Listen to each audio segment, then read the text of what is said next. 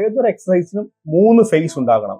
ഒന്ന് വളരെ പ്രധാനപ്പെട്ട ഒരു വാമപ്പ് ഫേസ്, പിന്നെ എക്സസൈസ് ഫേസ്, ആ സമയത്ത് ഹൃദയത്തിന് ഇടിപ്പുകളൊക്കെ കൂടുന്ന അവസ്ഥ, അതിനുശേഷം ഒരു കൂൾ ഡൗൺ ഫേസ്. ഈ ജിമ്മിൽ പോകുന്നവർ മാത്രമല്ല, ചില പ്രത്യേക കോമ്പറ്റീറ്റീവ് സ്പോർട്സ്, ഉദാഹരണത്തിന് ബാഡ്മിന്റൺ, ഫുട്ബോൾ എന്നിവ കളിക്കുന്നവരും ഇത്തരത്തിൽ തന്നെ വ്യായാമം ചെയ്യാൻ ശ്രദ്ധിക്കേണ്ടതാണ്. ഏതൊരു വർക്കൗട്ടിനും 3 കാര്യങ്ങൾ ആവശ്യമാണ്. നല്ല ഒരു വാമപ്പ്, എക്സസൈസ് കഴിഞ്ഞ ഉടനെ തന്നെ വേഷം മാറ്റി ഓഫീസിലേക്കോ വീട്ടിലേക്കോ പോകരുത്. നല്ല ഒരു കൂൾ ഡൗൺ, ഇത് ചേർന്നതാണ് നല്ല ഒരു വ്യായാമ രീതി. ഈ കാര്യങ്ങൾ തന്നെ കോമ്പറ്റീറ്റീവ് സ്പോർട്സായ ഫുട്ബോൾ, ബാഡ്മിൻ്റൺ മുതലായ കാര്യങ്ങൾ ചെയ്യുന്നവരും പാലിക്കണം. നമ്മളിപ്പോൾ കഴിഞ്ഞ ഒരാഴ്ചത്തെ പത്രവാർത്തകളിലൂടെ ഒന്ന് കണ്ണോടിച്ച് നോക്കുകയാണെങ്കിൽ ഒരു 3 മരണങ്ങളെങ്കിലും ജിമ്മിൽ കൊഴിഞ്ഞു വീണ് മരിച്ചതായിട്ട് നമുക്ക് കാണാൻ സാധിക്കും. ഇതോടൊപ്പം തന്നെ നമ്മൾ ചേർത്ത് വായിക്കാം, ബാഡ്മിൻ്റൺ കോർട്ടിൽ കൊഴിഞ്ഞു വീണ് മരിക്കുന്നവർ, ഫുട്ബോൾ ഗ്രൗണ്ടിൽ കൊഴിഞ്ഞു വീണ് മരിക്കുന്നവർ. ഒരു ഡോക്ടർ എന്നതിനെ മാറ്റി നിർത്തി ഒരു സാധാരണക്കാരൻ്റെ കണ്ണിലൂടെ നോക്കുകയാണെങ്കിൽ ഏറെ ആശങ്ക ജനിപ്പിക്കുന്ന വാർത്തകളാണ്. അതോടൊപ്പം തന്നെ ഒരുപാട് സംശയങ്ങളും ഈ വാർത്തകൾ പൊതുജനങ്ങൾക്കിടയിൽ ഉണ്ടാക്കുന്നുണ്ട്. എന്തായിരിക്കാം ഇതിനുള്ള കാരണങ്ങൾ? ഡോക്ടർ അനിൽ പറഞ്ഞത് വളരെ പ്രധാനപ്പെട്ട കാര്യമാണ്. 2 പ്രധാനപ്പെട്ട പ്രശ്നങ്ങൾ. ഒന്ന്, മരിക്കുന്നത് പ്രായം കുറഞ്ഞവർ, ചെറുപ്പക്കാർ, കുട്ടികൾ. 2, എക്സസൈസ് ചെയ്യുമ്പോൾ, ജിമ്മിൽ ബാഡ്മിന്റൺ കളിക്കുമ്പോൾ, അല്ലെങ്കിൽ ഫുട്ബോൾ ഫീൽഡിൽ, അല്ലെങ്കിൽ ആയാസകരമായ എന്തെങ്കിലും കാര്യങ്ങൾ ചെയ്യുമ്പോൾ സംഭവിക്കുന്ന മരണങ്ങൾ. ഇങ്ങനെയുള്ള മരണങ്ങളെയാണ് പെട്ടെന്നുള്ള മരണം അല്ലെങ്കിൽ സഡൻ കാർഡിയക് ഡെത്ത് എന്ന് പറയുന്നത്. യാതൊരു ലക്ഷണങ്ങളുമില്ലാതെ ഒരാൾ പെട്ടെന്ന് മരിക്കുക. പ്രധാനമായും തരംതിരിക്കുന്നത് 2 ആയിട്ടാണ്. ഒന്ന്, പ്രായത്തിനനുസരിച്ച്, ഒന്ന് ഒരു 35 വയസ്സ് താഴെയുള്ളവർ, 35 വയസ്സിന് മുകളിലുള്ളവർ. പ്രായം കുറഞ്ഞവർ, ഉദാഹരണത്തിന് ഒരു 10, 15, 20 വയസ്സുള്ളവർക്ക് സാധാരണമായിട്ട് ഉണ്ടാകുന്ന പെട്ടെന്നുള്ള മരണങ്ങൾക്ക് കാരണം ഒരു ഹാർട്ട് അറ്റാക്കിനേക്കാട്ടും ഉപരിയായി ഹൃദയത്തിന്റെ സ്ട്രക്ചറൽ അബ്നോർമാലിറ്റീസ്, പ്രത്യേകിച്ച് ഹൃദയത്തിന്റെ ഭിത്തിക്ക് കട്ടി കൂടുന്ന ഹൈപ്പർട്രോഫിക് കാർഡിയോമയോപ്പതി, ഹൃദയത്തിന്റെ ഇടിപ്പുകൾക്ക് താളം തെറ്റുന്ന അരത്മിയാസ്, അതുപോലെ തന്നെ കൊറോണറി അനോമലീസ്, ഹൃദയത്തിന്റെ ധമനികൾ ശരിയായ സ്ഥലത്തുനിന്ന് ഉത്ഭവിക്കാതെ വേറെ ഏതെങ്കിലും സ്ഥലത്ത് ഉത്ഭവിക്കുകയും അത് ഹൃദയത്തിന്റെ മഹാധമനിയുടെയും പൾമണറി ആർട്ടറിയുടെയും ഇടയ്ക്കൂടെ പോകുകയും അങ്ങനെയുള്ളപ്പോൾ എക്സസൈസ് ചെയ്യുമ്പോഴത്തേക്ക് ആ കുട്ടികൾക്ക് പെട്ടെന്നുള്ള മരണങ്ങൾക്ക് ഉണ്ടാകാനുള്ള സാധ്യത ഉണ്ട്. അതിനുശേഷമാണെങ്കിൽ ഏറ്റവും സാധാരണമായിട്ട് ഹാർട്ട് അറ്റാക്ക് മൂലമാണ് ഇതിന്റെ കാരണങ്ങളായിട്ട് നമുക്ക് പറയാൻ സാധിക്കും. 35 വയസ്സിൽ മുകളിലുള്ളവർക്ക് ഏറ്റവും സാധാരണ. ഡോക്ടർ ജോ, ഈ ചെറുപ്രായക്കാരിൽ ഏറ്റവും സാധാരണയായിട്ടുള്ള മരണകാരണങ്ങൾ ഇവയാണ് എന്നുള്ള കാര്യത്തിൽ തർക്കമില്ല.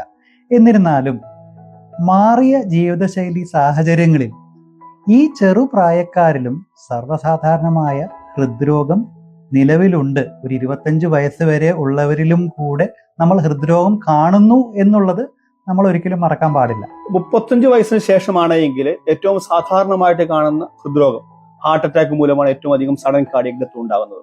പ്രായം കൂടിയവരിൽ 1ാമത്തെ കാരണവും ഹാർട്ട് അറ്റാക്ക്, 2ാമത്തെ കാരണവും ഹാർട്ട് അറ്റാക്ക്, 3ാമത്തെ കാരണവും ഹാർട്ട് അറ്റാക്ക്. മറ്റുള്ളവ, അതായത് ഹൈപ്പർട്രോഫിക് കാർഡിയോമയോപ്പതിയോ അരത്മിയാസോ, ഹൃദയത്തിന് ഇടിപ്പുകൾക്ക് താളം തെറ്റുന്ന അവസ്ഥകളും വളരെ കുറവാണ്. ഡോക്ടർ ജോ, ഇതിപ്പോ പടപേടിച്ച് എന്ന് പറഞ്ഞ പോലെ ഈ പറഞ്ഞതെല്ലാം ഒരു സാധാരണക്കാരൻ കേൾക്കുമ്പോൾ എക്സസൈസ് ഒരു വില്ലനായിട്ടല്ലേ കണക്കാക്കുക? യഥാർത്ഥത്തിൽ എക്സസൈസ് ഒരു വില്ലനാണോ? ഇല്ല ഡോക്ടറിൽ, നമ്മൾ ആരെയും പേടിക്കേണ്ട ആവശ്യവുമില്ല. എക്സസൈസ് വളരെ ശാസ്ത്രീയമായിട്ട് 2 തരം ആളുകൾക്ക് പ്രയോജനപ്രദമായി കണ്ടിട്ടുള്ളതാണ്. വളരെ ശാസ്ത്രീയമായി ധാരാളം പഠനങ്ങളുടെയും നിരീക്ഷണങ്ങളുടെയും അടിസ്ഥാനത്തിൽ. ഒന്ന്, ഹൃദ്രോഗം ഇല്ലാത്തവർക്ക് ഹൃദ്രോഗം തടയാൻ വേണ്ടിയിട്ടും ഹൃദ്രോഗം ഉണ്ടായിട്ടുള്ളവർക്ക് വീണ്ടും ഹൃദ്രോഗം ഉണ്ടാകാതിരിക്കാൻ വേണ്ടിയിട്ട് എക്സസൈസ് സഹായിക്കുമെന്നത് ശാസ്ത്രീയമായി തെളിയിക്കപ്പെട്ടതാണ്. സാധാരണക്കാർക്കായി ഒന്നുകൂടെ സിമ്പിളായി പറയുകയാണെങ്കിൽ, കൃത്യമായ രീതിയിൽ വ്യായാമം ചെയ്യുന്ന ഒരാൾ വ്യായാമം ചെയ്യാത്ത ഒരാളെക്കാൾ 4 മുതൽ 5 വർഷക്കാലം വരെ കൂടുതൽ ജീവിക്കുന്നു എന്നാണ് ശാസ്ത്രം പറയുന്നത്. ഡോക്ടർ പറഞ്ഞത് വളരെ കൃത്യമാണ്. വ്യായാമം എല്ലാവരും ചെയ്യണം, ഒരു സംശയവുമില്ല. എന്നാൽ വ്യായാമം ചെയ്യുമ്പോൾ പ്രത്യേകിച്ച് ആരെങ്കിലും ശ്രദ്ധിക്കേണ്ടതുണ്ടോ, എന്തെങ്കിലും പരിശോധന ചെയ്യേണ്ടതുണ്ടോ? അങ്ങനെ ഉണ്ടെങ്കിൽ അവരാരൊക്കെയാണ്? നമ്മളിപ്പോ ആ ചോദ്യത്തിന് ഉത്തരം പറയുകയാണെന്നുണ്ടെങ്കിൽ നമുക്ക് സാധാരണക്കാരിൽ നിന്ന് ഒന്ന് മാറി ചിന്തിക്കാം. ഒരു ഹൃദ്രോഗി അഥവാ ഹൃദ്രോഗം വന്ന ഒരാൾ, ഒരു ആൻജിയോപ്ലാസ്റ്റി കഴിഞ്ഞ ഒരാൾ, ഹാർട്ടിന്റെ പമ്പിങ് കുറഞ്ഞ ഒരാൾ, ഇങ്ങനെയുള്ളവർ ഒരു വ്യായാമം തുടങ്ങുന്നതിന് മുമ്പേ ഡോക്ടർ ഉപദേശം തീർച്ചയായും തേടണം. അനിയന്ത്രിതമായ blood pressure, blood sugar, cholesterol ഉള്ളവർ, ഇങ്ങനെയുള്ളവരും ഒരു വ്യായാമം തുടങ്ങുന്നതിന് മുമ്പേ ഒരു ചെക്കപ്പ് നടത്തുന്നത് തീർച്ചയായും നല്ലതാണ്. ഇത് കൂടാതെ പ്രായം കുറവാണെങ്കിലും കുടുംബത്തിൽ ഹൃദ്രോഗത്തിൻ്റെ തോത് വളരെയേറെ ഉള്ളവർ, ഒരുപക്ഷെ അടുത്ത ബന്ധുക്കളിൽ കുഴഞ്ഞു വീണ്ടുള്ള മരണമോ അഥവാ ഹാർട്ട് അറ്റാക്കോ ഉള്ള ഒരാളാണ് എന്നുണ്ടെങ്കിൽ ഒരു 35 വയസ്സ് കഴിഞ്ഞ ഏതൊരാളും വ്യായാമം തുടങ്ങുന്നതിന് മുമ്പേ ഒരു ചെക്കപ്പ് നടത്തുന്നത് തീർച്ചയായിട്ടും നല്ലതാണ്. ഒരു സാധാരണക്കാരനെ സംബന്ധിച്ചോളം ഏറ്റവും നല്ല എക്സസൈസ് എന്ന് പറയുന്നത് നടപ്പ് തന്നെയായിരിക്കും ഒരുപക്ഷെ. തീർച്ചയായിട്ടും നടക്കുക എന്ന് പറയുമ്പോൾ ഏകദേശം ഒരു 30 മുതൽ 45 മിനിറ്റ് എങ്ങനെയുള്ള നടപ്പ്, ബ്രിസ്ക് വാക്കിംഗ്. ആദ്യമത്തെ തുടങ്ങുമ്പോഴത്തേക്ക് ഇതിന് നമ്മൾ 30 മിനിറ്റ് എത്തിക്കാൻ ശ്രമിക്കേണ്ട. കിതയ്ക്കുന്നുണ്ടെങ്കിൽ ഒരു 10-15 മിനിറ്റ് കഴിയുമ്പോൾ നിർത്താം. അതിനുശേഷം ക്രമേണ കൂട്ടിക്കൊണ്ടുവരിക. ഒരു മത്സര ഇനമല്ല എന്ന് വിചാരിച്ച് തുടങ്ങുക. അങ്ങനെ തന്നെ. അത് മാത്രമല്ല, എന്താണ് ബ്രിസ്ക് വാക്കിംഗ് എന്ന് പറയുമ്പോൾ നമ്മൾ പലപ്പോഴും ധാരാളം ആളുകൾ നടക്കുന്നത് കണ്ടിട്ടുണ്ട്. പാട്ടുപാടി നടക്കുക എന്ന് പറയും. പാട്ടും പാടിക്കൊണ്ട് നടക്കുകയാണെങ്കിൽ അത് ബ്രിസ്ക് വാക്കിംഗ് അല്ല. നിങ്ങൾ നടക്കുമ്പോൾ നിങ്ങൾ മറ്റൊരാളോട് ഈസി കോൺവെർസേഷൻ മെയിൻറ്റെയിൻ ചെയ്യാൻ പറ്റരുത്. അതെ, പരസ്പരം കൊച്ചു വർത്തമാനം പറഞ്ഞ് നടക്കുന്നത് ഒരു വ്യായാമമല്ല എന്നർത്ഥം. ബ്രിസ്ക് വാക്കിംഗ് നടത്തുമ്പോഴത്തേക്ക് നിങ്ങൾ അല്പം കിതയ്ക്കണം. നിങ്ങൾക്ക് ഒരു കോൺവെർസേഷൻ കണ്ടിന്യൂ ചെയ്യാൻ താല്പര്യം ഉണ്ടാകരുത്. അതായിരിക്കും ബ്രിസ്ക് വാക്കിംഗ് എന്ന് പറയുന്നത്.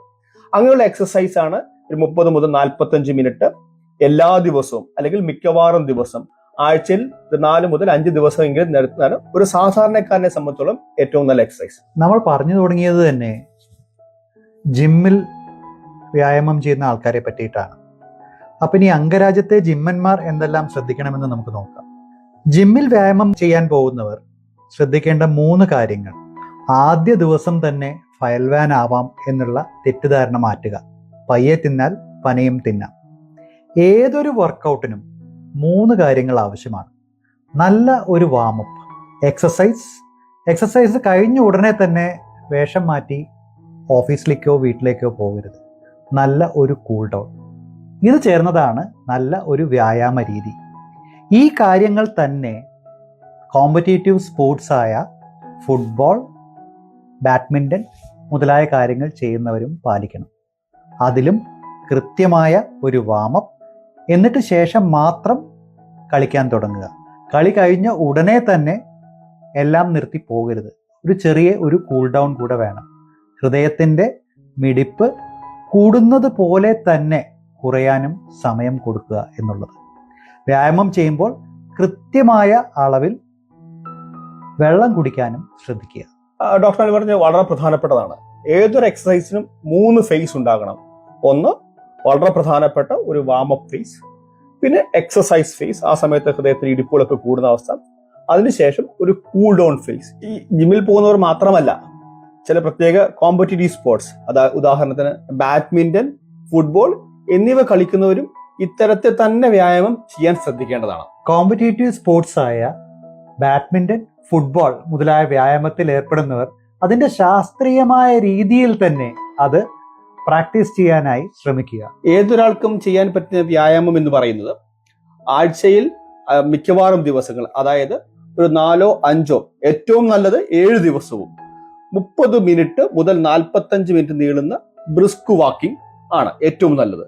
അതാണ് എല്ലാ ശാസ്ത്രീയ അസോസിയേഷൻസും ശാസ്ത്രീയ സംഘടനകളും പറയുന്നത്. എന്നാൽ നിങ്ങൾക്ക് വ്യായാമം ചെയ്യാൻ കിട്ടുന്ന ഏതൊരു അവസരവും ഉപയോഗിക്കുന്നത് നല്ലതാണ്. പത്രവാർത്തകൾ കണ്ട് ഹൃദയമെടുപ്പ് കൂട്ടേണ്ട. അന്നും ഇന്നും എന്നും വ്യായാമം ശത്രുവല്ല, മിത്രം തന്നെയാണ്. അതുകൊണ്ട് തന്നെ ചെയ്തുകൊണ്ടിരിക്കുന്ന വ്യായാമം തീർച്ചയായും തുടരുക. ആദ്യമായി തുടങ്ങാനാണ് ഉദ്ദേശമെങ്കിൽ മാറ്റിവെക്കേണ്ടതില്ല. വ്യായാമം ചെയ്യാൻ തുടങ്ങുന്നവർ മുമ്പ് പറഞ്ഞ റിസ്ക് ഫാക്ടേഴ്സ് ഉള്ളവരാണെങ്കിൽ, നേരത്തെ ഹൃദ്രോഗമുള്ളവരാണെങ്കിൽ, ഹൃദയത്തിന്റെ പമ്പിംഗ് പ്രവർത്തനം മോശമാണെങ്കിൽ, വീട്ടിൽ പലർക്ക് ഹൃദ്രോഗം ഉണ്ടായിട്ടുണ്ടെങ്കിൽ, അല്ലെങ്കിൽ മൾട്ടിപ്പിൾ റിസ്ക് ഫാക്ടേഴ്സ്, ഡയബറ്റിസ്, അമിത രക്തസമ്മർദ്ദം ഇവയുണ്ടെങ്കിൽ വ്യായാമം ആരംഭിക്കുന്നതിന് മുമ്പ് ഒരു ഡോക്ടറെ കണ്ട് പരിശോധന നടത്തേണ്ടതാണ്. ഇവയൊന്നുമില്ല എങ്കിൽ നിങ്ങൾക്ക് തീർച്ചയായിട്ടും വ്യായാമം ചെയ്യാവുന്നതുമാണ്. വ്യായാമം ചെയ്യുമ്പോൾ ശ്രദ്ധിക്കേണ്ട കാര്യങ്ങൾ നമ്മൾ വിശദീകരിക്കുകയും ചെയ്തിട്ടുണ്ട്. അത്തരത്തിൽ വ്യായാമം ചെയ്യാൻ ശ്രദ്ധിക്കുക.